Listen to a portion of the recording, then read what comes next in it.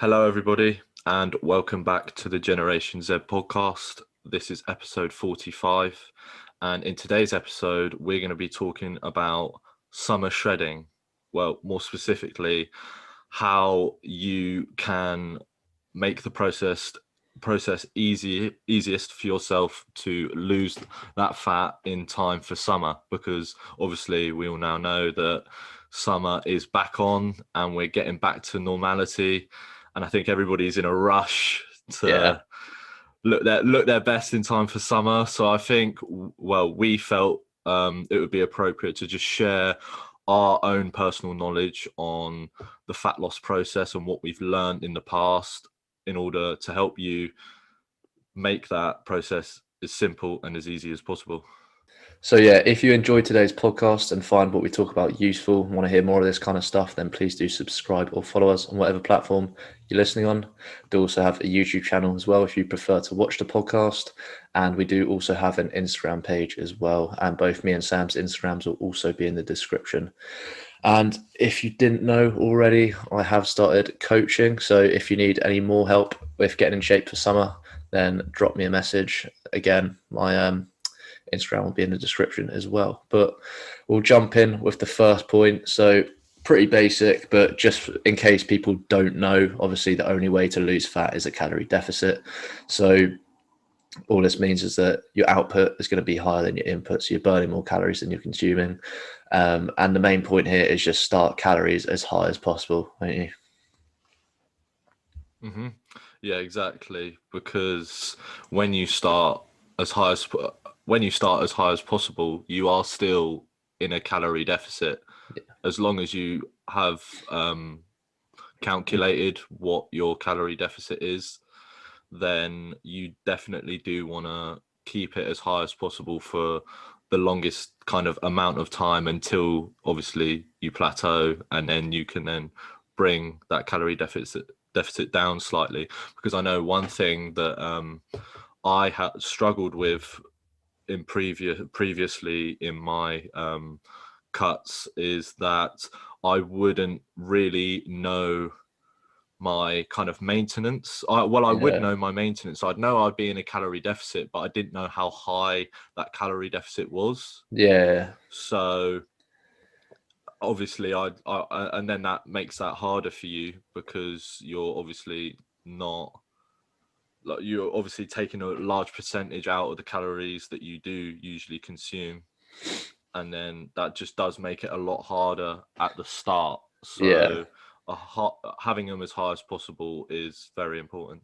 Yeah, and as you said there, like it makes it pretty hard when you get started. We want to make the process of losing fat as easy as possible. So if you can lose fat on a high amount of calories, why would you choose a low amount of calories to lose fat on? Like, it doesn't make any sense. Exactly, But it kind of, because when you get to the end, well, not the end stage, but like towards the end, you're gonna wish that you had more time to eat more calories, because 100%, definitely. yeah, And that's one of the regrets that I have. yeah, I remember my first cut as well. I think I literally went from eating like 3,200 calories a day down to like straight 2,200. And it was great. I lost weight really quickly for like a week or Yeah. two. And after that, Okay. I quickly realized I'm in the 1,000s and something. I thought, this has got to stop. Can't do this anymore. Yeah. There's three variables you've got to consider when you're trying to lose fat and gain muscle as well, but more for losing fat. And they are calories, steps, and cardio. So obviously, if you're trying to bulk up, then less about cardio, it'd just be calories and steps. But yeah, when you're burning fat, you got calories, steps, and cardio, and these are your three tools, I guess you could call them, to help you lose fat. So you got to think of it like, I feel when people want to lose fat, the first thing they do is go straight to cardio. I feel like Hmm. that's a common thing. People don't really know about calories too much, but cardio is just a tool. I try and if you can lose fat without cardio, I would rather do that. Like Yeah. I don't I don't see why. I mean, obviously you can enjoy cardio and you might want to do that, but start with a calorie deficit, and that might be all you need to do. You wouldn't need to change your Mm. steps, change your cardio or anything. You can literally start with a calorie deficit. Then after that, set a step goal, 5,000 steps, 7,500. And then once you hit a plateau and you don't get any further, then you can go, all right, I'm going to do 3 sessions of 10 minutes cardio this week. Mm. And then after that, you can go, okay, I want to increase my steps, or I want to increase my cardio, or I want to increase my calories. But you don't use them all at once. No, So, no, exactly, because like some people that don't really know a lot about calories and don't really know a lot about like the use or how effective cardio actually is. Like some people could be in not in a calorie deficit and doing a load of cardio to then ensure that they're losing weight. But if you was to just go back to the start and just be eating less, the cardio wouldn't be necessary. And yeah, obviously cardio is extra kind of, I don't know, what's the word, like sort of stress under your body, yeah. essentially, isn't it? It's like it can result in more fatigue if you're doing cardio Especially five hit days a cardio. week. Yeah, exactly. If you're doing hit cardio, then you may be too tired to even go to the gym, or you might not want to go to the gym because you're doing too much cardio, and that's not what you want when you're cutting. You want it to be as you want to make it so it's like there's a lot of longevity in it. It's not going to be like a 100%. 4 week thing. You've got to start early and be just very slow and steady with it, essentially.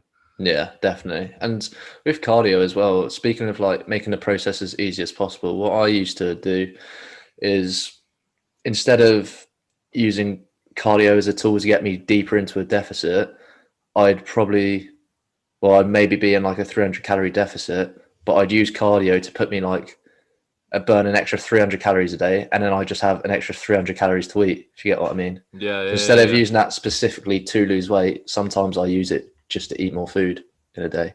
It just fills you up a bit more, if you get what I Yeah. mean.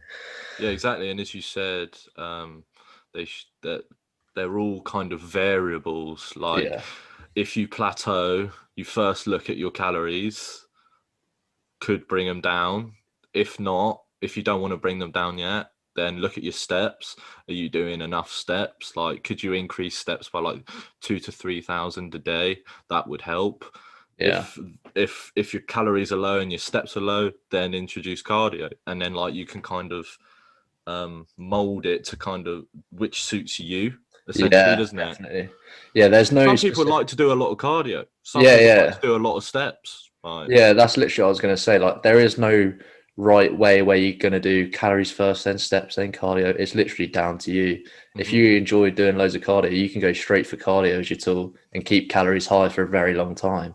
Whereas me personally, I might cut calories and then look at steps and then leave cardio to the end or something like that. So, yeah, it's very individual. But the next thing I think is really important, and that is the process needs to be slow and steady. There is no such thing as rapid weight loss, even though you'll look on YouTube and be like, this 12, Yeah. 12-week transformation with some dodgy fat burner pill where you lose like 30 pounds. I'm telling you, it's going to come back. There is no such thing as rapid weight loss.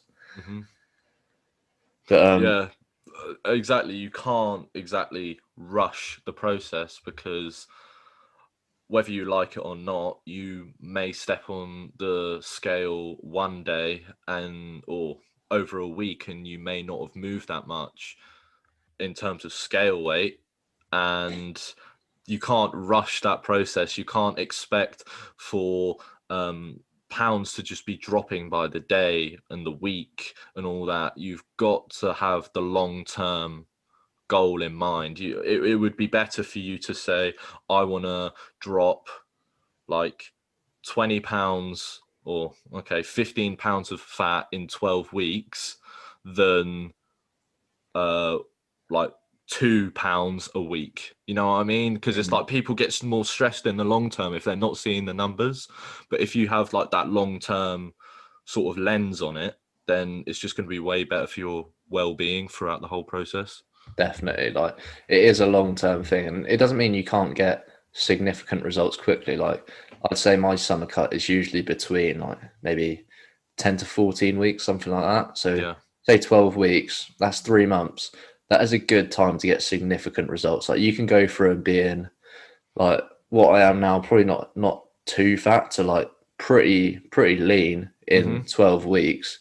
I'd say that's probably a good amount of time. So yeah, I don't think it's like super long term, but just keep in mind that like people always underestimate how fat they are. Not in a bad Mm. way, but just I even I do def it myself. I do it as well. I do it as well. Yeah, you'll always think you're leaner than you are, but once you start dieting, you'll kind of realize that maybe your 8 week cut, you might need, I don't know, Yeah. like 12, 13, 14, something like that, which Yeah. is why, Because a lot of yeah, people, go on. obviously, they don't like have, you don't really, you can have a mini cut. You can have like a Yeah, 4 week mini cut if like you are already lean and you just want to get like a bit leaner for something that you're doing like a holiday or whatever. But as you said, like rapid weight loss usually leads to rapid weight gain yeah, because you've just got a very unhealthy kind of relationship with food. hmm, Because what you're doing is when you're obviously losing a lot of weight quickly, you're just plummeting your calories, you're increasing your steps by loads, and then you're adding a bit of cardio. And like yeah, thinking, listening to that, you'll be like, that's just too much stress to be under for weight loss when you can just expand that from 12 week or 4 weeks to 12 weeks and it's going to be so much better for you. yeah. And if you do just slash your calories, do loads of cardio, I don't care how motivated you are, there is going to be a point where your body just goes, no, I'm not doing this. Yeah, So I'm telling exactly. you, it gets to a point sometimes, if you restrict too much, you're not even in control of yourself because Hmm. your body's so hungry that you just start eating food even when you don't want to. And that's when binge eating happens. I'm telling you, it is not good. I've Exactly. been there where I've been like on my fourth cookie of the day and thinking, I don't even want this, but I'm still eating it. Like, Yeah. that's the thing, like making those mistakes has now made me like realize that fat loss isn't it's not easy, but it's like Simple. yeah, anybody can do it, Hmm. definitely.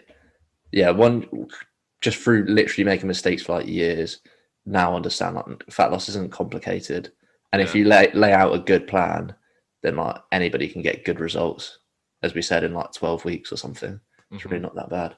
But I think slow and steady, as we said, kind of leads into the next point, which is start early. So, as I said before, you'll probably think you're fatter than you are. So, you do need to leave yourself plenty of time, Yeah. especially as we're talking about getting shredded for summer. If you've got a um, holiday in mind or a festival, anything like that, and you've got a specific date, whatever that date is, if you want to look in your best condition for that day, leave yourself an extra 4 weeks for it because there's no downside of being in shape too early. Like, Yeah.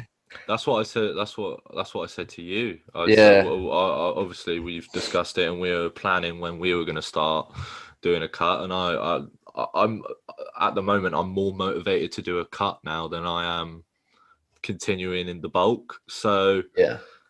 if that's what's like you fancy doing, then why not?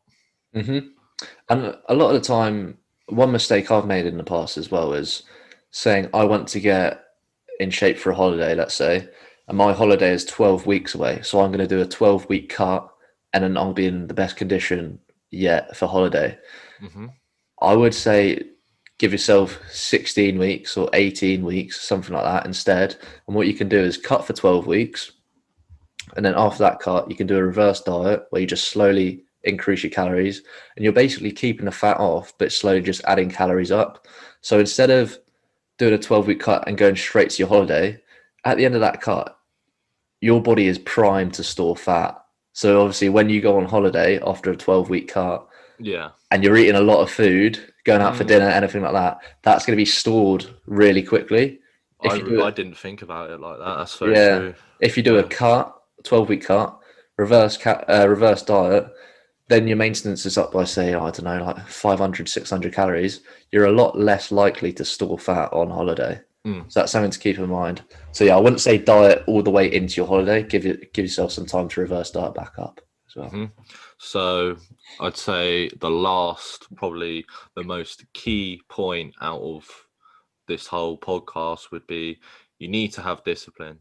Yeah. When I admire so like bodybuilding, the sport is a sport that I admire so much, because the amount of mental toughness and discipline that you need to stick to a diet and stick to your training on point every day for the course of, as we've been talking about, 12 to 16 weeks, that is definitely a difficult task, Yeah. but it's it's so important.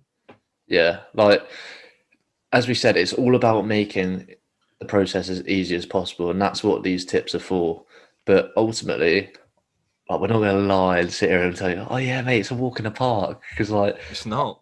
otherwise everybody would be shredded. Like, you are going to have days where you think, fuck this, I'm having some pizza. Like, it will happen. It happens to everybody. Yeah. But the way I would say to get around that is remember your why. So why do you want to do it? Is it because you want to impress someone? Is it because you want to feel more confident? That is a good reason why. Because if you remember that, you think, right, think of how good you'll feel once you accomplish your goal. Hmm. And then if you do give up, you're going to be back to where you started. And when you started, you weren't happy. That's why you went on the fat loss journey. So you either complete it and you make yourself happy, or you go back to where you were before. Hmm. So Yeah. It's like it's the difference between like short-term gratification and long-term gratification, isn't it? It's like when you're in that situation and you've got two options, you either eat something that you shouldn't, but you know that will give you a lot of pleasure in the moment. You either do that, or as you said, remember your reason why. Look at the short-term situation and be like, is this in line with my long-term goal? yeah, If it's a no and you think that it's not, then it's not worth doing. And about an hour later, you'll probably forget that you had the opportunity to like feast or like indulge in something sweet or something. yeah, So you've always got to have that long-term picture in mind. yeah. And just to add to that quickly as well is food's not going anywhere. Like it's what, Exactly. Yeah. 12 weeks, right? There's obviously we can be flexible and include foods that we like and stuff, but maybe there is a point where that slice of cake just doesn't fit your calories for a day. Now, you remember, like, it's only temporary. It's not going to last forever. That food is going to be around for tens of years Yeah. after you die. You can enjoy it whenever you want afterwards. But for this little period of time, you do just need to stay focused, give up things that you do like at some points, and it will be worth it. Like, I've never finished a cut and be like, oh, I wish I just was like what I was when I started. Like, Mm. you feel Yeah. good. Exactly. You learn when you go into a cut, you may like I was thinking about this recently, like my cuts previously, because I haven't had a lot of knowledge in what to do, I haven't really got the best results that I've ever wanted. Yeah. I haven't like been content, but like I've learned so much throughout the 12 weeks about like nutrition and obviously about myself I was going to say and that. Learn all of about that, yourself. all in 12 weeks. You get to the end of it, obviously you've lost some pounds, so you've achieved a goal, but then you've got all that new sort of experience to then make every cut that you do in the future way Yeah. better.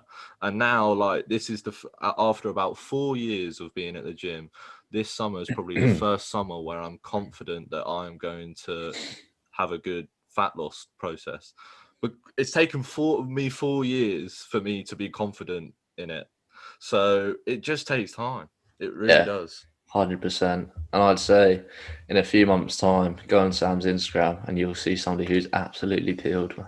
Yeah, exactly. That is the aim. That is That the is the aim. aim. I Lakota, mate. I definitely want to do like a transformation because I did I uploaded a photo of like at the end of July, I think, or at the start of July. That was when I basically finished the old cut. So Yeah, obviously, and then 1 year on, I think I'm going to do like a transformation and just see how much better I am yeah, in every way, especially shape, or form. exactly, mate. Especially with gyms opening up. Be building muscle and losing fat. Perfect. Exactly. But yeah, anything else to add, mate? Nah, I think we've covered a very simple process. Sweet. So yeah, that's it for today's podcast. Hopefully that was useful. As I said earlier, if you did find it useful, then let us know. Either drop us a DM or leave us a review, and subscribe or follow us on whatever platform you're listening on. But yeah, hopefully that was useful, and we'll see you in the next one. Peace.